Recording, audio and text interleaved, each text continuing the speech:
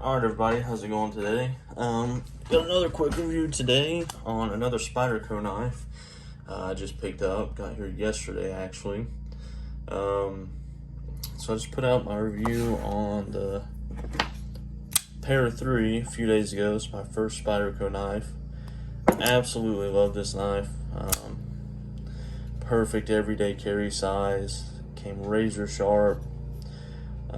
I even like the look of it. I like the blade shape. Got a Backspacer coming for it. So after having the Para 3, I was looking up more reviews and comparisons. I came across the Manix 2.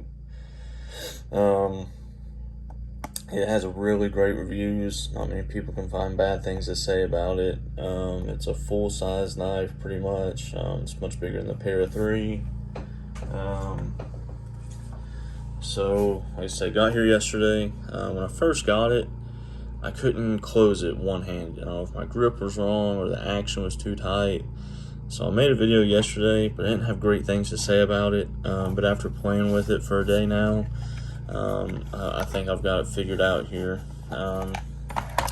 So here it is. I've got a deep carry clip on here, which sets super deep carry on this knife, just because where the clip screws are.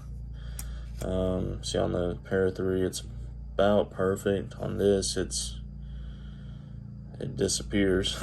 And where it's such a big knife, it really gets deep down in your pocket. So I might look into some other deep carry clip options, but I really like how that doesn't really get in your way when you're grabbing it, because it's so far down. I'm left-handed, so it's I really don't even notice it that much. Yeah, here it is. It's got your ball lock back here, your ball cage, and a ball bearing in there. Let's see if I can show you here. See if you can see in there. As the knife moves, and then, oh, you see that space? Boom.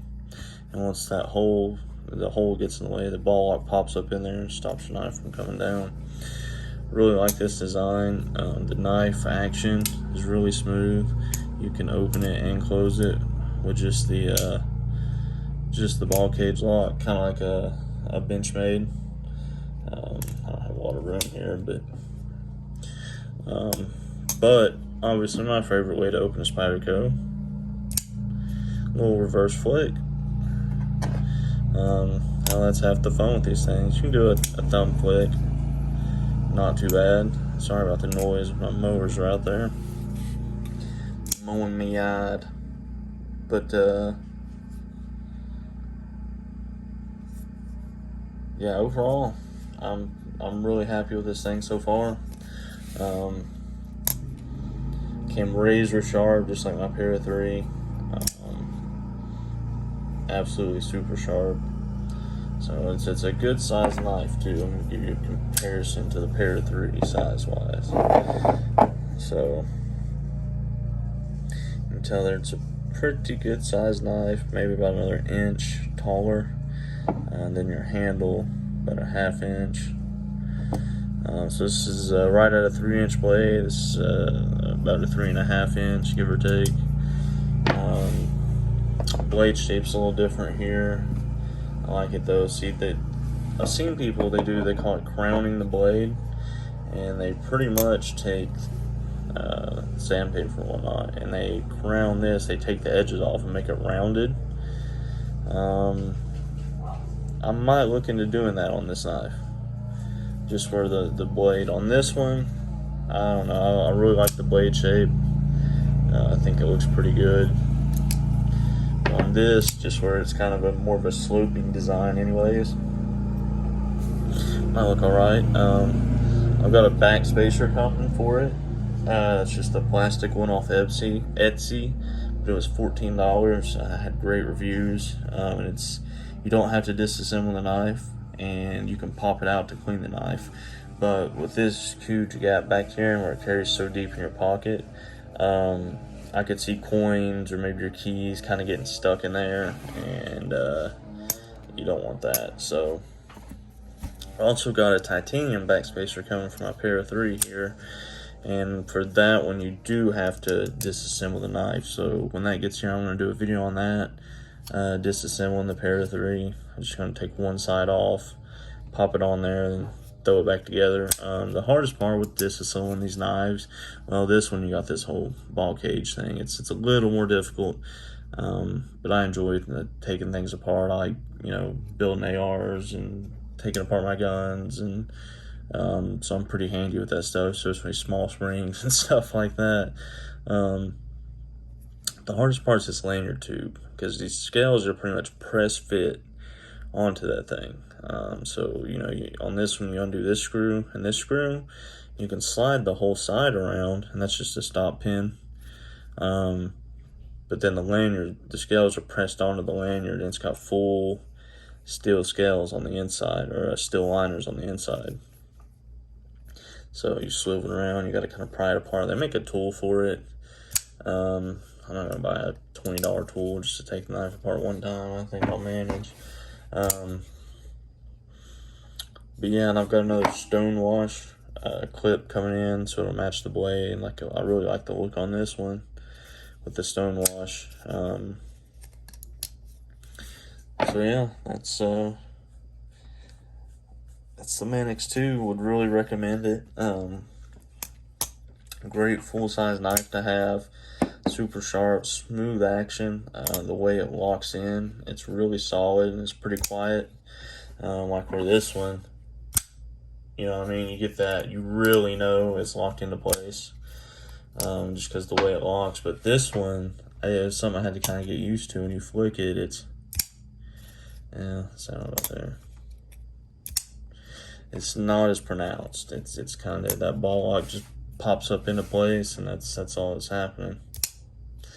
So, but yeah, overall, really love the knife. I'm really getting into knives now. I was always a big gun guy. I love building my guns. I've got, you know, a couple videos up of some of my builds. But yeah, what was funny is I've got all those two within the past week, and I started with this one, the Sevilla Elementum. This is the carbon fiber Damascus version. It's a beautiful knife. It was like 80 bucks. Elementum had great reviews, so I picked it up.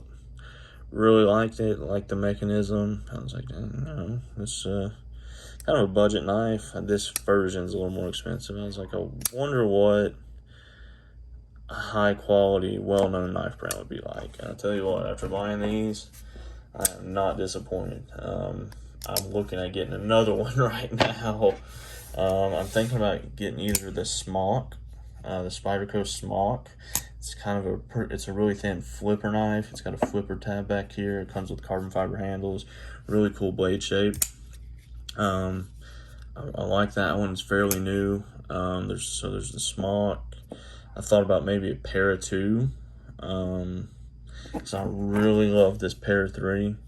And the Para 2 is it's about this size. So I don't know. I'm trying to decide between like a Para 2, but that would pretty much got the upgraded version of that with the lock here. Because the main reason I bought this one was still on the way. I saw people saying this compression lock didn't work well with lefties, and I have not found that to be true. Now, you do kind of have to get your fingertips on there.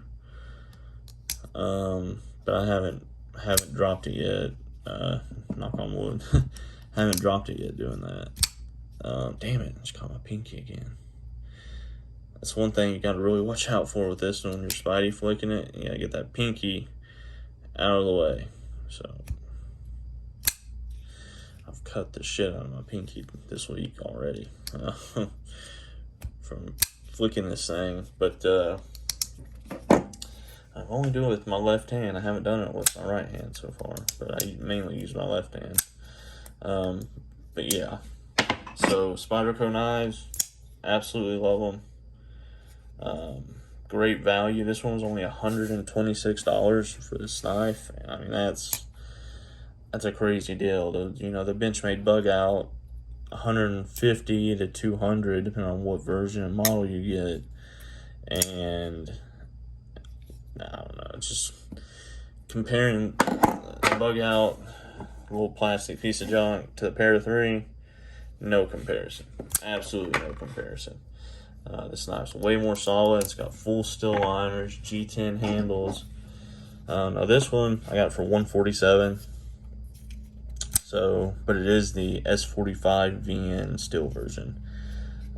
So kind of a nicer blade still there. It's similar to S35, but it's much more corrosion resistant and it's a little harder overall. So, but yeah, Manix 2, definitely love it. So I guess I'm gonna wrap it up here. I've got, like I said, I got the Backspacer coming for this one. I've got the one coming from my Para 3. That's gonna be my next video, the Para 3 Backspacer. So until then, if you're still here, thank you for watching, and hope you have a great rest of your day. Thanks.